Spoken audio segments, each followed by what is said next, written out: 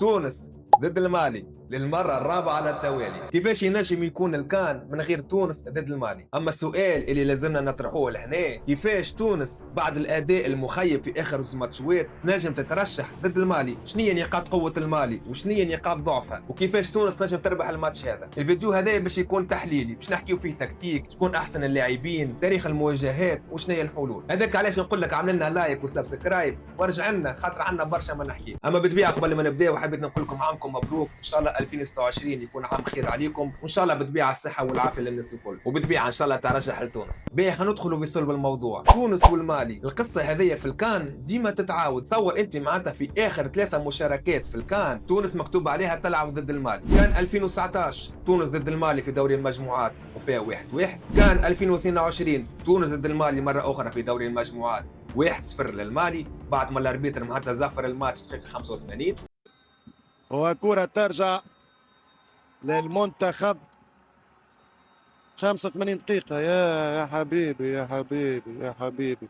واخر مشاركه في الكان اللي كانت في الكوت ديفوار 2023 2024 كيف تونس ضد المالي في دوري المجموعات سكور 1-1. ونهار السبت اول مره باش يلعبوا ضد بعضهم في دوري الاقصاء المباشر. باهي خلينا نحكيو تاريخيا. تونس قابلت المالي 10 مرات، بالطبيعه لاننا نحكيو رسمي وودي. في ال10 مواجهات هذوما مالي ربحت 4، تونس ربحت 3 و3 تعادلات، واعرض سكور كان لتونس عام 2011 4-2 في ماتش اميكال. باهي هذا تاريخ. اما خلينا نحكيو في الحاضر. المالي في الكان هذايا 2025 لعبت 3 مباريات في دوري المجموعات، 3 تعادلات، قبلت زوز ومركت زوز، وترشحت في المركز الثاني ب3 نقاط. عملت 1-1 ضد زامبيا في اول ماتش، ثاني ماتش عملت 1-1 ضد المغرب، واخر ماتش ضد جزر القمر عملت 0-0. البونتوات اللي ماركتهم بونتو من البيلانتي ضد المغرب وبونتو بالراس في اول ماتش. ولاعب فقط مركز البونتات هذوما هو سينايوكو اللي يعتبر اخطر لاعب في المالي. باهي مادام حكينا على سينايوكو خلينا نحكيو على شكون ابرز اللاعبين في المنتخب هذايا. اول واحد كيف ما قلت لكم هو سينايوكو، المهاجم نتاعهم ينجم يلعب لك على الرواق،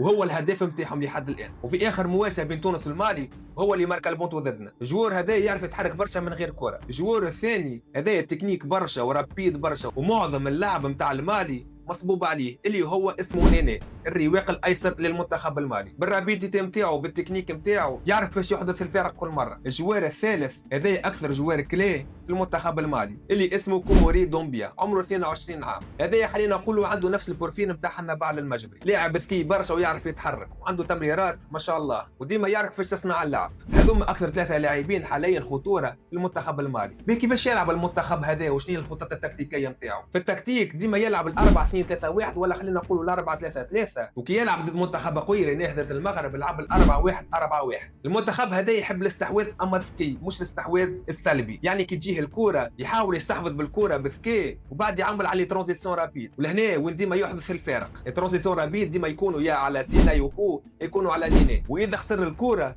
ديما يحاول يضغطك بالوقت باش ما يخليكش تخرج بالكره بالسهل. اغلبيه اللعب نتاعهم باش يكون ديما على الاطراف بين سينايوكو وبين نيني، وديما عنده العرضيات، ديما يحب يسنتر. هنا كيف ما قلت لكم الكره عند نيني ديما يحب يسنترها لسينايوكو اللي كيف قلت لكم هو معناتها المهاجم اللي نجم يقلقنا القدام. بالطبيعه ماهوش كيما اوزيمان، وما شاء الله بدنيا قويين برشا. باش نقاط قوه المنتخب هذايا؟ دفاعيا ممتاز، عنده السرعه على الاطراف ويبريسي ديما الفوق بالطبيعه بشكل منظم، ويعرف كيفاش يشد الكره يستحوذ بحكم انه عنده برشا لاعبين خبره. لهنا نحكيو مثال على بيسوما لاعب توتنهام، سونغاري كيف نتعداو تو نقاط الضعف نتاع المنتخب هذايا. اكثر شيره لازم تونس تركز عليها هي الشيره اليمين نتاع المنتخب المالي. المدافع الايمن نتاعهم مويوكو ليبالي يعتبر الحلقه الاضعف في المنتخب هذايا. لعب ضد زامبيا ولعب ضد المغرب، وفي 6 ماتشات هذايا كان هو الاسوء ما بينات الجوارات الكل، وفي اخر ماتش ضد جزر القمر ما كورش. حكم انه المنتخب هذايا يحب اللعب على الاطراف. اذا تونس عرفت كيفاش تسكر الاطراف بالكدا المنتخب هذايا هجوميا ماهوش باش يكون اختيار علينا برشا كيما عملت المغرب ضدهم. وتقريبا المنتخب هذايا عنده راهو نفس طريقه لعب المنتخب التونسي، ساعات يعطيك الكره ويخليك تعمل بها اش تحب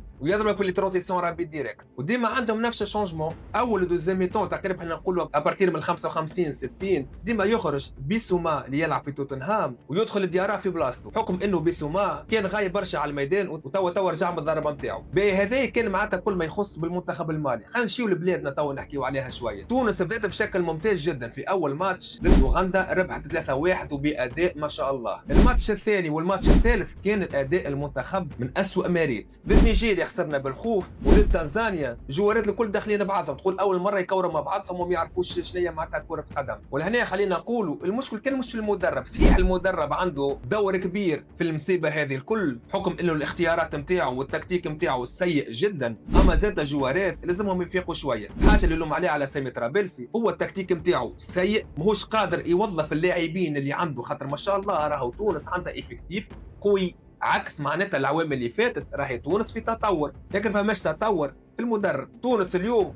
ليفيكتيف موجود، فما برشا جوارات ينجم يصنعوا لك الفارق في اي وقت، اما لازم لهنا الافكار نتاع المدرب لازم يعرف كيفاش يوظفهم ويعرف كيفاش يستغلهم. باهي نجيو الحاجه الاهم، كيفاش تونس نجم تربح المالي؟ باش تربح المالي سهله برشا، لازمك تربح معركه وسط الميدان، خاطر هي اللي باش يكون اللعبه مركز فيها. لازمنا نلعبوا بجرأه، نحيو حكايه الخوف. توا دخلنا في الرسمي، لهنا الاولاد لازمهم يلعبوا بعقليه، لازم نربحوا الماتش هذايا، وانا قادر نحاولوا كيف نستغلوا الاروقه، خاصه الرواق الايمن كيف ما قلت لكم نتاع مالي بحكم انه ضعيف. حاجه اخرى لازمنا نعملوها بشكل صحيح، الضغط. ريناه في اول ماتش ضد اوغندا، مرينا هوج ضد نيجيريا، ومارينا هوج ضد تنزانيا، وبالطبيعه نحاولوا نماركيو كي تجينا الفرصه. احسن تشكيله تنجم تلعب بها تونس ضد المالي بشير بن سعيد في الكاش بحكم انه الدحمان يمر بفتره صعيبه. الديفونس ما نمس فيه حتى شيء، نخليه هكاك ونلعبوا بالأربعة 3-3 بالطبيعه. الوسط كيف تخليه نفسه فرجاني ساسي السخيري وحنا بعل المجبري. علاش فرجاني ساسي؟ على خاطر قاعد يعاون برشا في الدفاع مع السخيري، ليناه كي نحاه ضد تنزانيا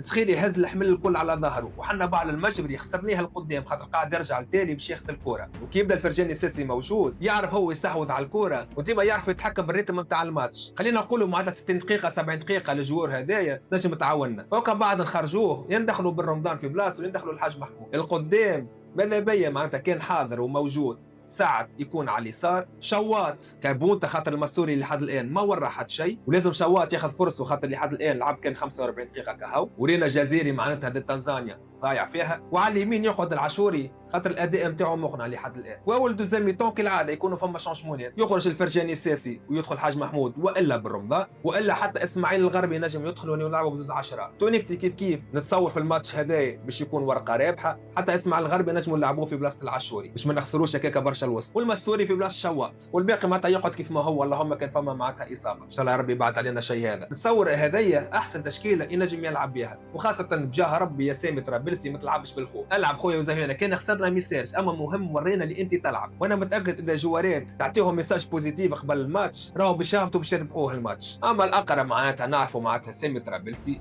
باش يبدا لك بنفس التشكيله. ما نتصورش اللي لعب ضد نيجيريا اما اللي لعب ضد اوغندا، دحمان في الكاش والباقي كل كيف فرجاني ساسي المستوري العاشوري على اليمين والياس سعد نتصور، والا تونكتي والا الياس الغربي على اليسار. الماتش راهو ماهوش باش يكون سهل، راهو الماتش هذايا باش يكون صعيب. هكا الجزئيات الصغيره هذوكم راهو باش يحكموا في الماتش هذايا. كيف ما قلت لكم بحكم انه زوج منتخبات عندهم نفس ستيل دو جو اللي هو نلعب انا دفاع ونلعب لك على الهجمات المعاكسه. اذا تونس تعرف كيفاش تلعب الماتش نتاعها وتستغل الفرص واوقات القوه نتاعها، تونس لازم ترشح ب 90 دقيقه. من غير ما نطول عليكم اكثر، هذه معناتها كانت احصائيات كل شيء على الورق. توا الكره عند جوارات هما معناتها اللي باش يفرحونا ان شاء الله. كل الاولاد ياخذوا مركزين وجوهم باهي، قدرة ربي مربوحة وإن شاء الله ربي ما يخيبناش. وهذا الباركور نتاع تونس كان ربحنا المالي معناتها نجموا نلعبوا ضد السنغال الربع نهائي، يا نلعبوا ضد الكوت ديفوار والا ضد مصر في النصف النهائي، وفي الفينال تصور الاقرب ينجم يكون المغرب، وكيك نعاودوا فينال 2004 ونهزوا ثاني ان شاء الله.